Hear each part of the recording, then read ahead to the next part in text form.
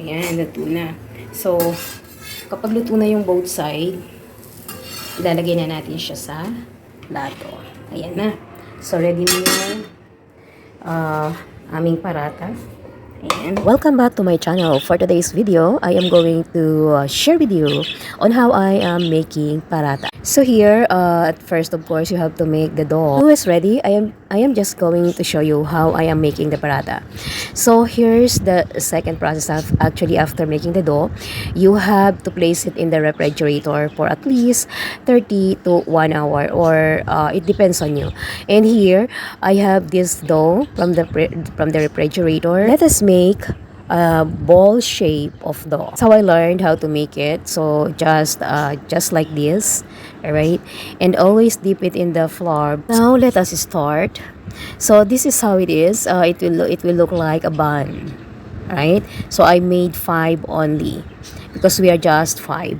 So let's go to the third part on how to make these parathas. Dip the balls of dough on the dry flour. Okay, just like this. Press it a little bit and then roll it. Just like this. It's up to you if how much dry flour do you want, but it's better if you use less because more softer when there is no much dry flour actually. That is also the technique. Then on top of it, let us spread oil. I'm using just a little bit of this oil because we don't really want oil paratha so oily. So just like that, and then close it this way.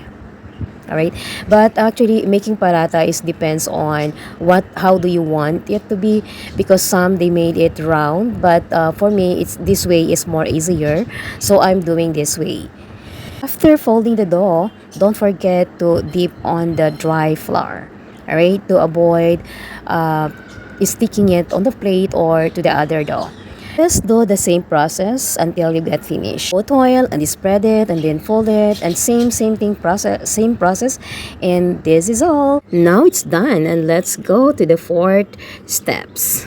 It is similar to the first thing that we did. Just dip it or dip the dough on the dry flour. It's up to you if how much dry flour do you want. Actually, this is, so let us do the same thing. Roll it, all right, nicely. And if you notice, I am now not having hard time to roll it now. I'm getting used to it because actually here in Karachi, we have a problem in gas for nowadays. Since the Ramadan started, there is timings on the gas, and it's very wrong timings because the gas is coming short in a shorter time before the Sahari. So we have to cook some foods in advance so that we will not be late on our fasting timings. Before placing the paratha on the tawa, make sure that the tawa is already hot.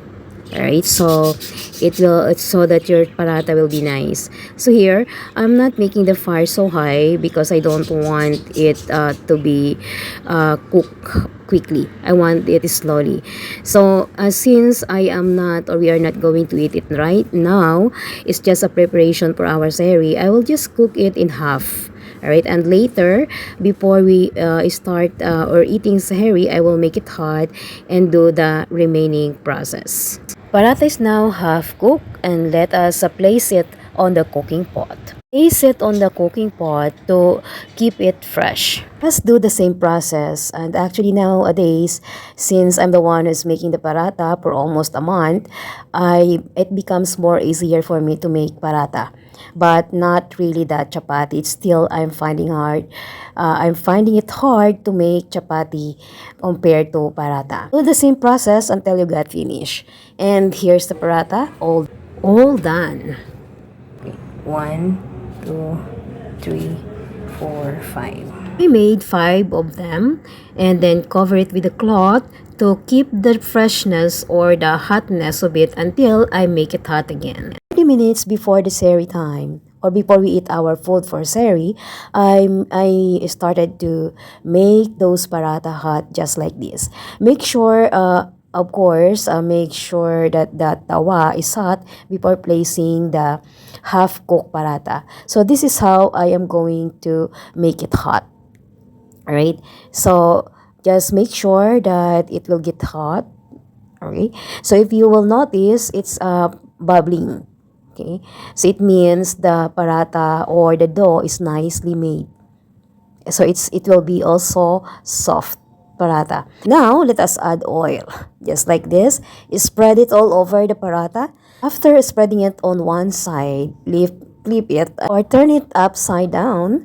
And on this side, let us put also oil. So you can see or you can notice that it's still bubbling. So just like that, spread it nicely. But yeah, the oil is depends on you if how much do you want. But as I said, we don't use oil so much. And then turn it upside down. It depends on you, but I think it takes 30 seconds to 1 minute per side. Ayan na. So the paratha is ready, and yes, you can eat or we are eating it with egg, yogurt, or tea. But of course, if you are a meaty person, you would love to eat it with any kind of meat. Especially here in Pakistan, most of the people, they eat it with the meat or dal.